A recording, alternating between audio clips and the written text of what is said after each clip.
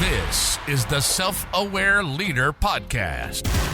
Now your host, Jason Rigby. Gen X leaders, here we go, part 2. I'm going to talk about how you can lead in a millennial world. How to be a Gen X leader in a millennial world, embracing and adapting to change. Let's get into this. Super excited about this topic. I'm a Gen Xer, so I'm talking to myself here. The things that I've learned as a leader, I want to share with you guys. The things that I have seen that other Gen X leaders do well and don't do as well, I want to talk about those. I want to be really personal today. I want to be really open, and I want us to understand that there is a generation that when we look at Gen Xers, aren't going to understand millennials. Millennials aren't going to understand Gen Xers. But as a leader, we can bring unity. That's our job, right? Think about it. As a leader, clarity, unity, collaboration, those are all things that we want to see in a great leader. Not what we're seeing in our political leaders now, both sides, the division, the pettiness, the lying, the cheating, the stealing. We as a Gen X leader have a chance to change the world. It is our time to lead. The boomers have a year, 2, 3, maybe 4 years left. Look what's happening with our presidents. We got two guys that are both crazy. And that's going to be our leader in the free world? Really? So, Gen X, let's get into this. I want us to be able to look at millennials with compassion and understand them and understand the way that we can lead the matrix, the millennial matrix. And I want to unlock the matrix for you, Gen X, so you can understand millennials. One thing that Gen Xers were always like the punk, the like whatever, the Nirvana, the hip hop, whatever scene you were, it was kind of anti, do my own thing. I'm an individual. Millennials are opposite of that. They want social conform. They want it to be like patterns that they can recognize. They want safety. Safety is a key word for a millennial. Gen Xers are like, we'll take this BMW, this BMX bike and we're going to run it off a cliff. That's not a millennial. Plus, unfortunately, we raised them with, to helicopter parenting and all that. So when you look at all that, this is what it creates. And I'm saying it's not a bad thing. You have to understand that. If you view millennials as a bad thing, majority of employees nowadays in the workforce is millennials. So you're going to have a hard time being a leader.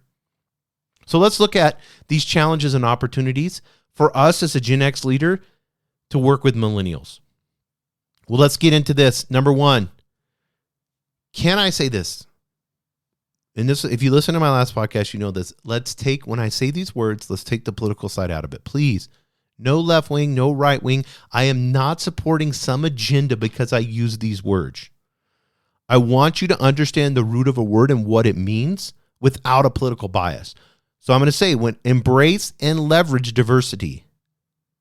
Millennial generation, guys, is the most diverse in history. You need to recognize this. Gen X, respect it and embrace the differences among your team members. What does that look like? If you begin to embrace diversity, you can leverage it. And I'm going to get into how you can leverage it and how valuable that is. What does the work environment look like? Is it inclusive? Does it bring everybody in? Do people feel value to share their unique perspective and experiences? And like I said, I don't put up with any politics at work. If people want to start talking about politics around me, I'm like, no, we're not doing politics, guys. We don't talk about that. That's divisive. We have unity here. I say that every single time. I'll hear somebody talking about something.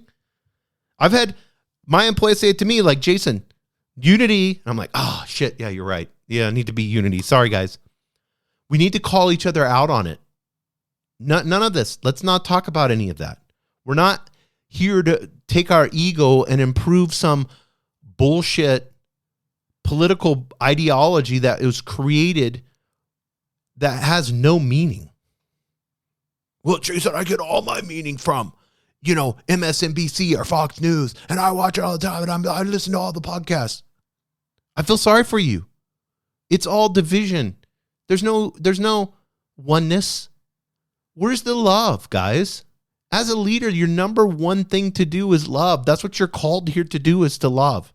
You cannot love when you have divisiveness in your heart. You cannot love when you're judging somebody because of the way they look or because they have a unique perspective. Who knows what their experience are? You don't know that. I guarantee if I locked you in a room and you guys were together and you had to figure out how to get out of it and just gave you food occasionally, you guys would become best friends. You would depend on each other. You get irritated at each other, and then afterwards you'd be like, oh, that person was so amazing. We've got to get over this. I want to create a reality show where we take opposites and we have them have to work together, and then they learn that the other person is an actual human. And all this money that social media and these podcasts and all this divisiveness, it's all about clicks. It's so funny. I'll listen to somebody on a podcast, left or right, and they're talking about how the news media is using it for clicks. I'm like, you're doing the same damn thing. Why are you talking about this divisive issue? Because you know it's going to get 1 million views. Stop it. We need to start calling that out in love. Not creating division. It is not our responsibility to create division. The only reason it's happening is because there's money involved.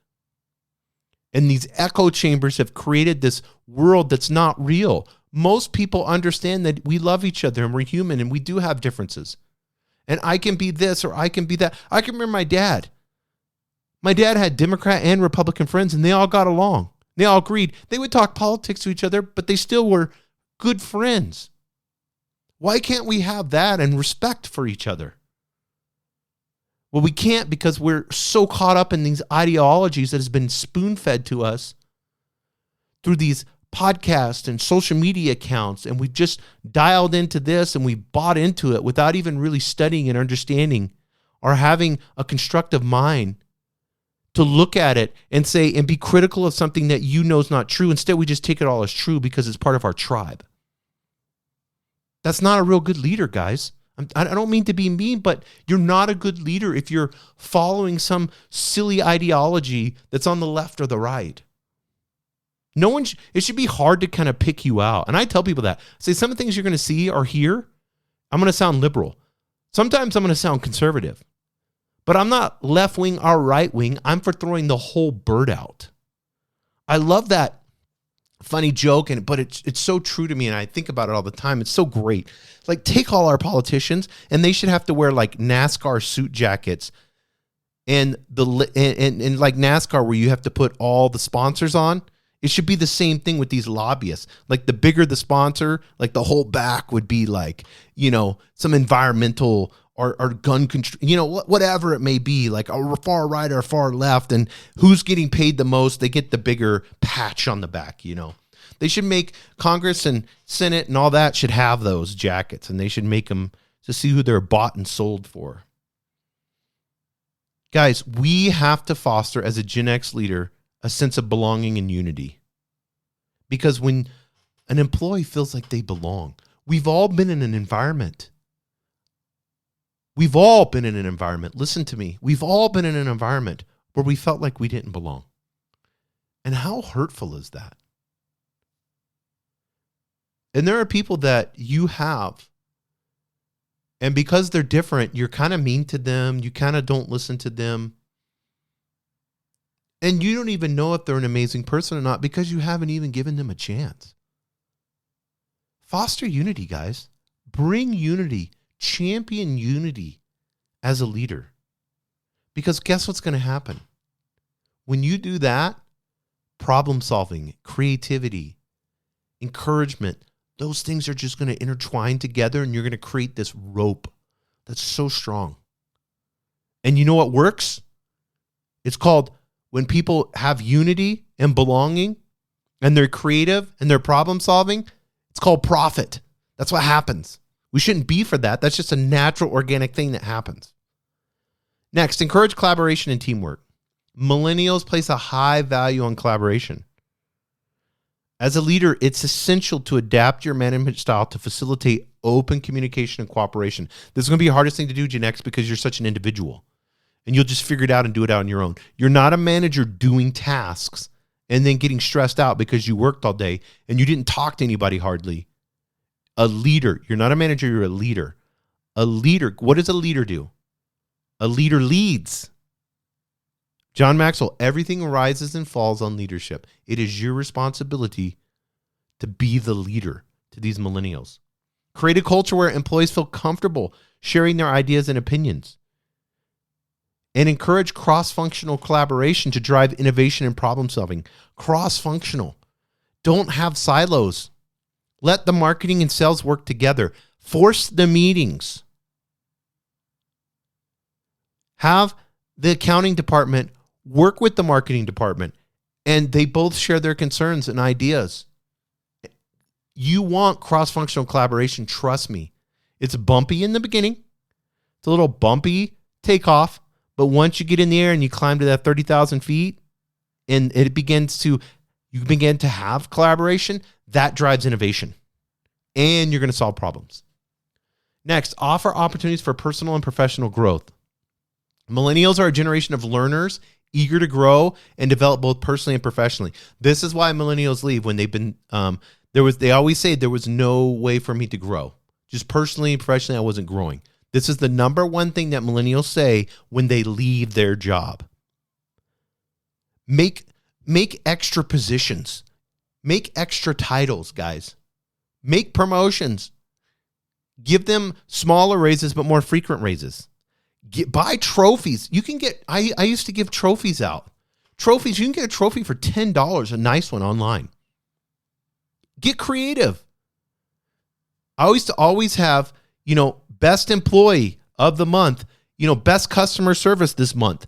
I would buy like 10, 15 trophies and hand them out. And we would clap and we would have cake or donuts or Chick-fil-A, our pizza, something inexpensive every month. And we'd share the vision and share the success stories, share what, and people would be so excited about that. I'd see people cry in these meetings. As a Gen X leader, it's essential to provide opportunities for ongoing learning and development. And it doesn't have to cost a lot.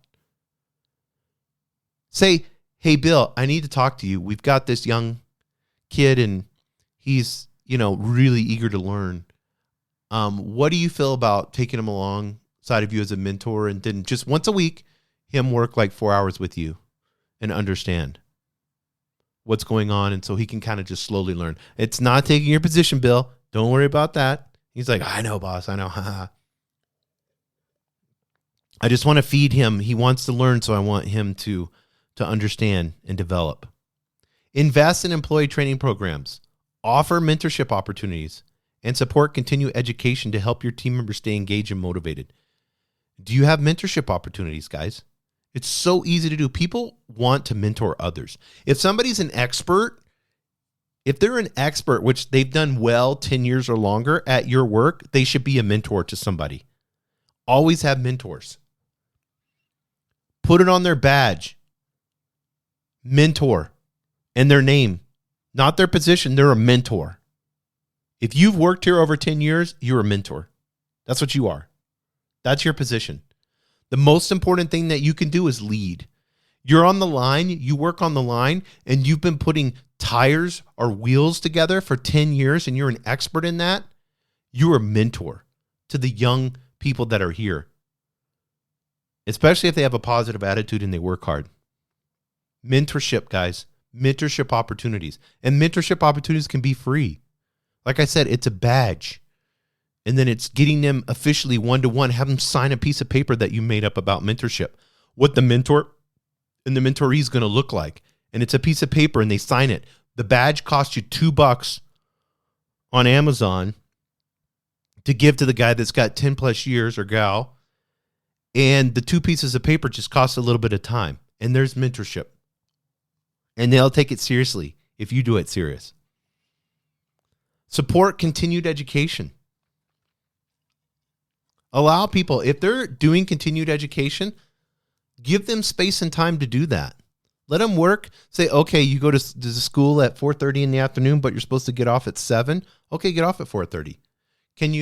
How can we make up those hours? Can you work from home? What does that look like? What projects, can I give you so that you can do that?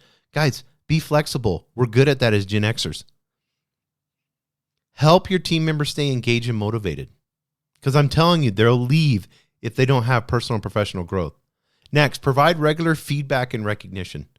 Millennials thrive on positive feedback and recognition.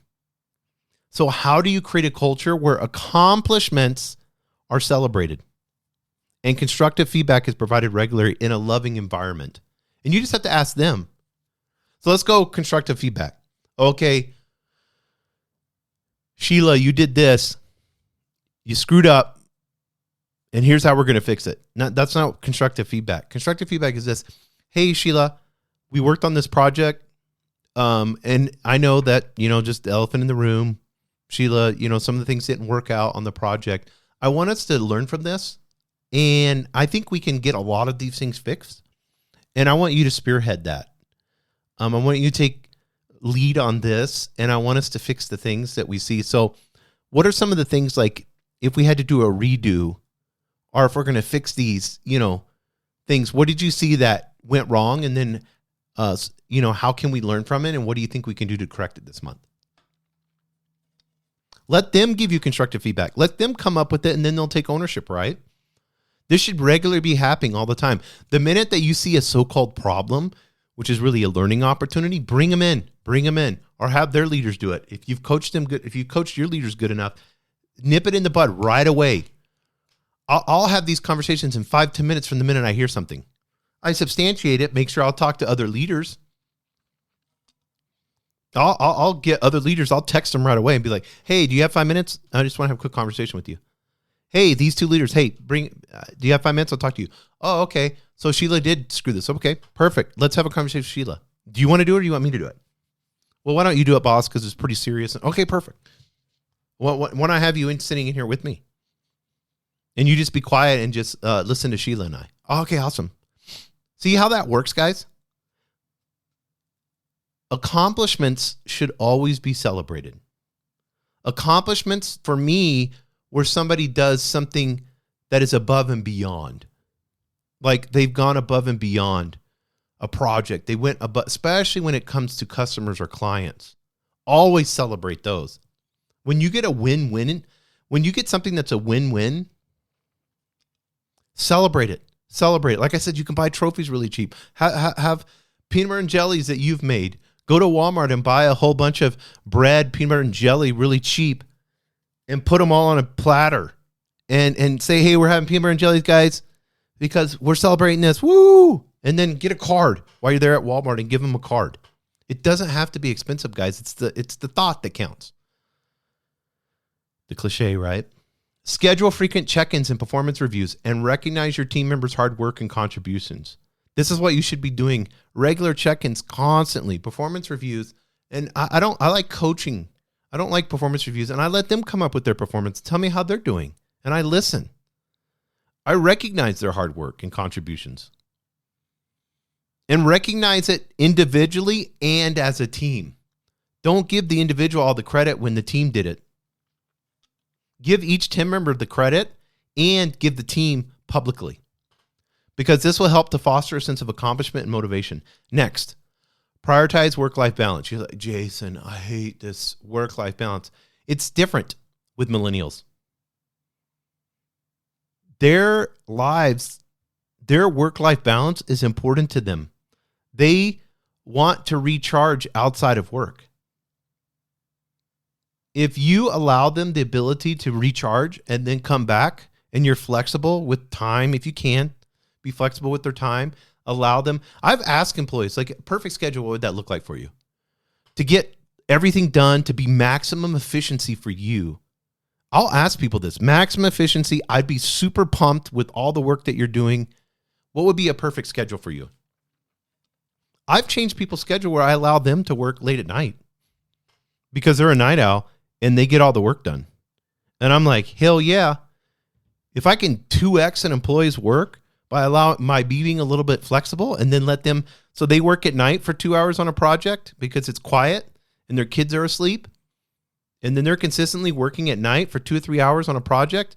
And then they come in late at 11 or 12 o'clock in the afternoon and they're getting stuff done. Who else is going to allow that? And as long as I'm coaching them and we're working through this, if they keep showing up like super late or whatever, then we're going to have a conversation on it, right? We're going to coach. We're going to coach through this. But no one else is doing this. You set yourself in the top 1% of leaders just by this. Promoting a healthy work-life balance, you will only boost morale and job satisfaction. And guess what happens? It increases productivity and retention. You're not a factory widget. This isn't the 1920s guys anymore. Don't force people to do stuff they don't want to do. Some people have stress in the morning. Maybe their spouse or partner has to be at work at 6 and they're the only ones that have to take the kids. And so now they're taking the kids to the grandparents' house. The grandparents have to take them to school. Why not just allow them to come in later? You're like, well, they have to answer the phones. It's a receptionist. That's their job to be here at 7:30 in the morning. Can you have an outside agency answer the phone for 2 hours? Can you hire somebody else? And I'm going to do a whole show on commission-based receptionists and setting appointments, guys. It is crazy what we do when we hire. The most important people in your business are those that set an appointments, especially if you're a brick and mortar and you have like your dentists or doctors or whatever. You should be hiring salespeople on that desk, and they should be paid well through commission. How much is it? You need to find the lifetime value of your customer and find out how much an appointment's worth. And those people should just be closing machines when the phone's just ringing all the time and they're just getting paid hourly. So they have no incentive whatsoever to set an appointment. In fact, they want to hurry up and get the person off the call so they can answer the next one because it's ringing. If I have 3 receptionists and they're all commission-based and they're all working and striving to set appointments because I have bonus tiers and bonus levels based off of that, and it's a fun system and they're challenged every day and they're being competitive, trust me, watch your appointments go hundreds of % higher. It's crazy how that works. Next, adapt to technological changes. As digital natives, millennials are comfortable with technology and they want the latest tools and platforms in their work. Take the time to buy the hardware. If they're used to Mac, get them a Mac laptop. Have it be for the business and they can hand it in afterwards. Or if they've worked there for 6 months, they can keep it. What's the cost of it? $1,500, $1,200? And they've been able to take the laptop home and use it, and they're working at night or working on the weekends because they're a great employee because you got them a laptop. How much did that $1,200 turn into? Stay up to date with emerging technology and be open to incorporating them in your workplace. I go into workplace so much and it's like, you value your employees this much. The tools that they use constantly, this is the technology you have from 1996 with the Windows that's pirated. Really? This is how much you value your employees? You can buy paint and get used furniture on Facebook Marketplace and have them bring posters in. Tell them to decorate their office however they want. Say, hey, here, go get some paint. Give me your receipt. Go buy some paint. Give me your receipt. Or here's my credit card. Go get some paint. Let's paint your office. You know how many times I've helped people paint their office as a boss just for fun, and then we talk and I get to know them. We'll order lunch and stuff, and I just paint for a couple hours. So much fun. Make their office theirs. That's a technology tool. Give them have nice computers, guys. Yes, you can afford it. Stop being a cheapskate. Foster social responsibility. Millennials are driven by purpose and often seek employers who share their values and commitment to social responsibility. You guys together, I always encourage every business to do this. Pick something that's not political, that everybody agrees on. Maybe you have it voting or whatever. Take 3 or 4 organizations that are not for profit. And then if you do well, we're going to get percentages of this. We're going to do this. We're going to support them, have them, we're going to take a day off and go help the not-for-profit, whether it's a homeless shelter or whether it's A lot of people, a lot of places have done really well by helping, homeless dogs or animals in shelters and stuff like that. Find something that aligns with your organization's values and get the employees engaged with that. That creates loyalty, and it will resonate with your team. They'll feel like they're having a bigger purpose than just being a widget and doing a job so that people can make tons of profit. You got to understand their matrix. And I had talked about this before. A millennial's matrix is different. Get some books and read about millennials. It will help you, Gen X leader. Have empathy. Have an open mind. Have adaptability. Embrace the diverse perspectives and values of millennials. Foster a culture of collaboration. Prioritize. Guys, number one, prioritize personal and professional growth. And you're going to create, I guarantee you guys, you will create a thriving and engaged workforce. But you're going to drive innovation, and you will have success. And others are going to be like, how the hell are you leading millennials? I thought that was like leading a bunch of cats. But you can have success in your organization. Thank you for tuning in to the Self-Aware Leader Podcast with host Jason Rigby. We hope this episode has inspired you to unleash your full potential and embrace your inner leadership. By expanding your consciousness, you can transform your mind, body, and soul and become the remarkable leader you were always meant to be. If you found this episode valuable, please share it with your loved ones and help us expand our community. Thank you for listening, and we look forward to having you join us again on the Self-Aware Leader Podcast.